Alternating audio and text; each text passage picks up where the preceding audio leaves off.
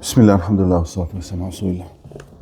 Inshallah, we'll go back to the hadith class. I believe we had finished hadith number 276 in Sahih Muslim. And we will go to the following hadith, 277. The previous hadith is the one that when the Messenger ﷺ was distributing some wealth that he had acquired, and Sa'd ibn Abi Waqqas was sitting and he saw that the Messenger ﷺ gave many of the new Muslims and he did not give someone who was from the Muhajirin, somebody who had sacrificed a lot for Islam. His name is Ju'ayl. He did not give him. So he said to him, مَا لَكَ عَنْ فُلَانٍ فَإِنِّي لَأَرَاهُ مُؤْمِنًا. Why did you not give this man? Why did you neglect giving him? I see that he's a believer. Messenger ﷺ said, "Aw Musliman." He corrected him multiple times, 3 times. This shows that Islam and Iman are different. When they are mentioned together, Iman refers to the internal belief and Islam refers to the outward practice of Islam. And since what we see from each other is the outward practice, then we know for sure that we are Muslims. But the belief can vary on the inside. And the person can practice on the outside and could also be a munafiq, could also be a hypocrite, correct?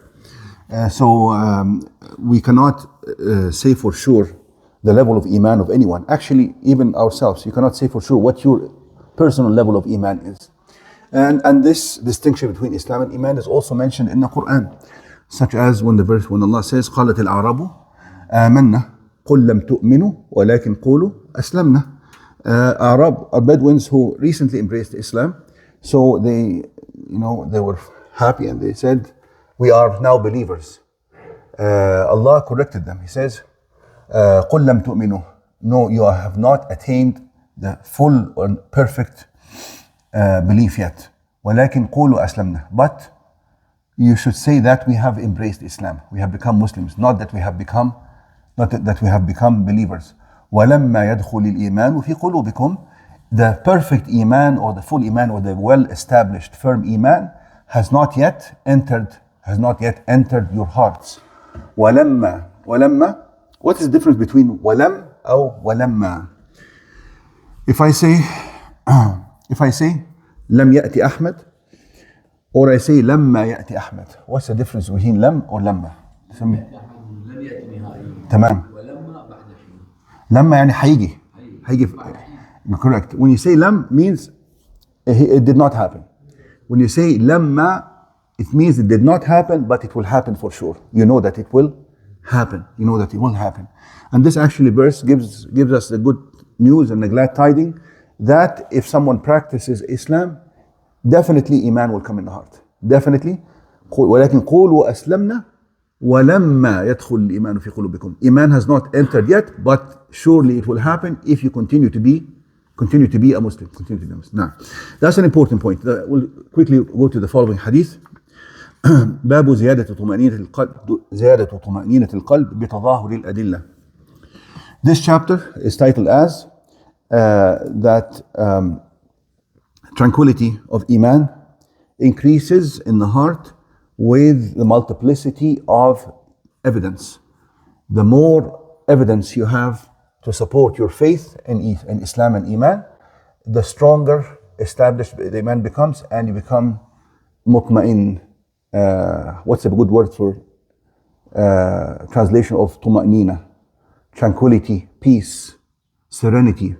There is no hesitation. There's no disturbance. Iman is now something that's steady and stable in the heart, right? It's at a steady level. Tuma'ninatul Iman, and that is with more evidence as time goes on. And Allah shows the person more and more in his life, or from the verses of the Quran, the Iman becomes more and more established. Just like Allah said, سَنُرِيهِمْ آيَاتِنَا فِي الْآفَاقِ وَفِي أَنفُسِهِمْ حَتَّى يَتَبَيَّنَ لَهُمْ أَنَّهُ الْحَقِّ. He said, which means that I will continue to show them my signs. في الآفاق, in the horizons, in every creation around them, وفي أنفسهم, and in their own selves.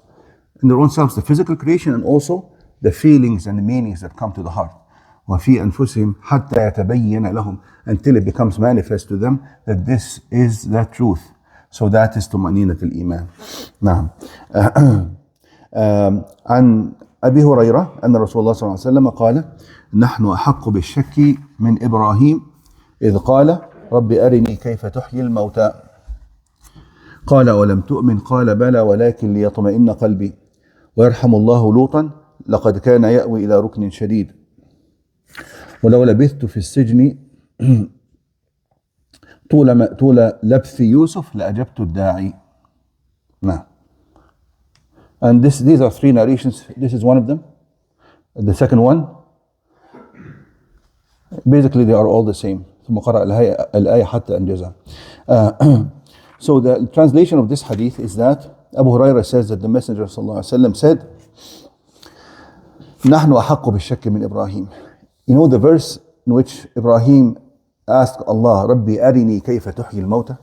Oh Allah, show me how you bring the dead alive. قال أولم تؤمن? Did you not believe?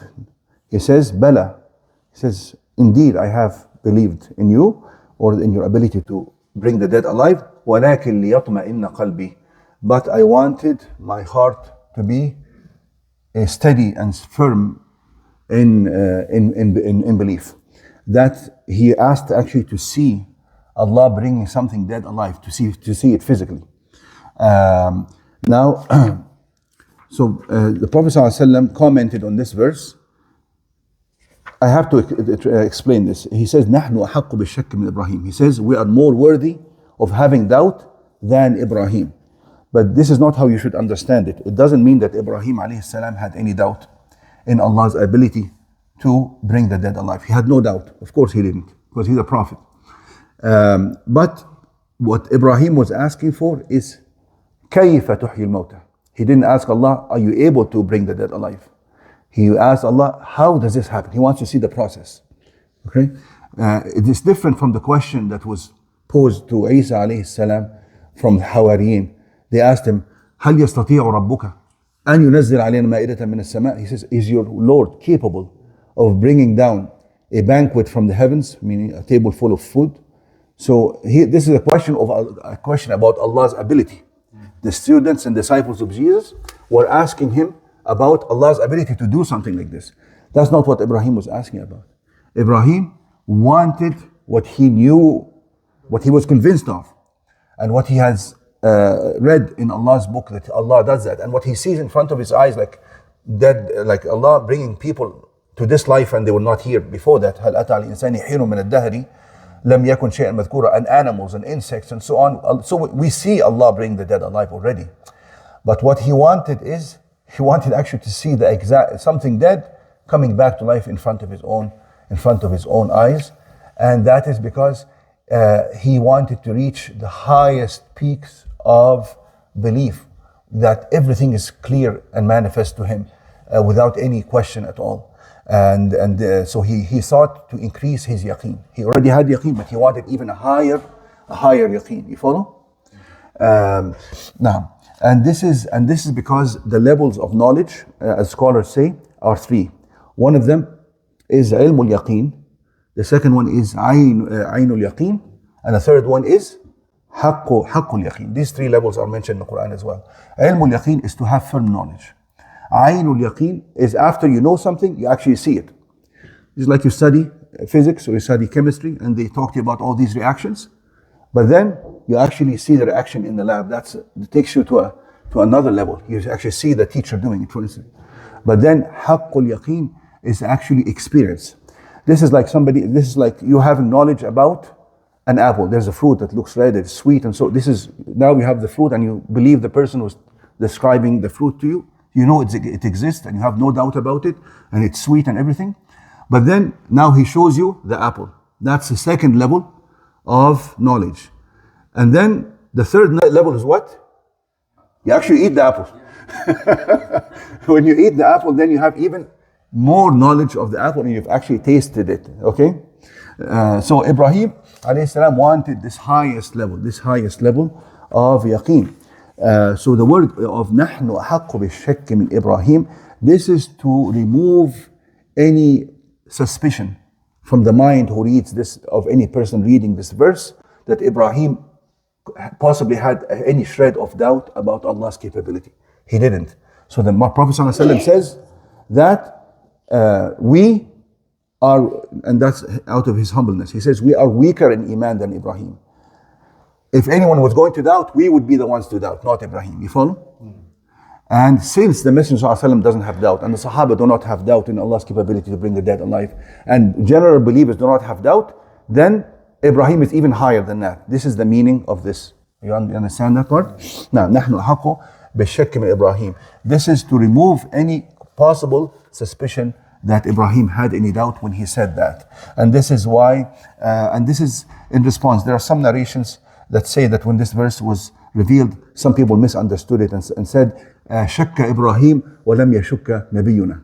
They said Ibrahim had some doubt, but our Prophet had no doubt. So he wanted to correct that misunderstanding. He says, no, we are lesser than Ibrahim. We know the Prophet Muhammad ﷺ is the most esteemed prophet, and he's even higher than Ibrahim, but he doesn't say that about himself. He always humbles himself compared to other prophets. Even the prophet that is mentioned, there's a prophet in the Quran that it is mentioned that he received a punishment from Allah. Who's that prophet? Yunus, exactly. So Yunus, it is mentioned very clearly. وذنون إذ ذهب مغاضبا فظن أن لن نقدر عليه فنادى في الظلمات أن لا إله إلا Allah subhanahu wa ta'ala gave him a certain test and to punishment, which when he was thrown in the sea, and then the whale swallowed him, and Allah saved him after that. Correct? That may bring to some people's minds that Yunus alayhi salam is of a lesser level. Some people may think that, and there's a hadith about this. Messenger sallallahu he says, ما ينبغي لأحد أن يقول أني أفضل من يونس بن متى. He says, you have no right to say that I am, the Messenger sallallahu himself, I am better than Yunus. Imagine that. So again, because he is clearing the other prophets from any kind of suspicion of misconduct, or that people may think ill about them. And that's very important. And that alone is a sign of the genuineness and authenticity of the prophethood of Prophet Muhammad, that he seeks to, clear the reputation of the previous prophets, whom their own followers have given them bad names. Correct? You read in the Bible and previous scriptures, and their followers say so awful things about these prophets. But and of course the Quran removes all these things, but the Quran mentions the punishment of Yunus alayhi salam and mentioned the question of Ibrahim, and those are things that are authentic, but people may misunderstand them. That's why he's clearing. I only started the first part of the hadith. We'll continue inshallah next time. Now.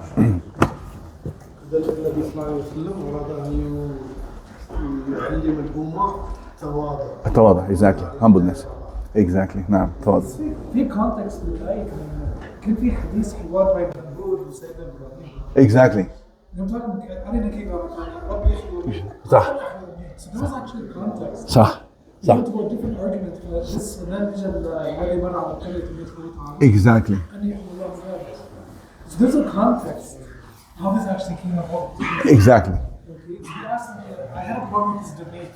So there's a metaphysics going on here. Exactly. So this is why he asked Allah. I had this problem, I had this debate. This man he committed the ability to give life and death. No. This is a problem of love. No. So then he asked him, so Ya Allah, how am I supposed to resolve this? Yes. Yeah, show me. Exactly. Some people made that link between that verse of Rabbi alladhi yuhyi and this one. That's for sure. Now.